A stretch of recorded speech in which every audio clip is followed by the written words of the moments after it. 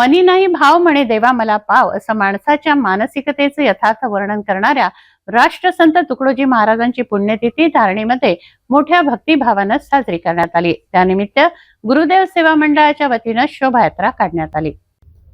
धारणी येथे वंदनीय राष्ट्रसंत तुकडोजी महाराजांचा पुण्यतिथी महोत्सव साजरा करण्यात आला। श्री गुरुदेव प्रार्थना मंदिर हरिहर नगर येथून गुरुदेव सेवा मंडळाच्या वतीने शोभायात्रा काढण्यात आली।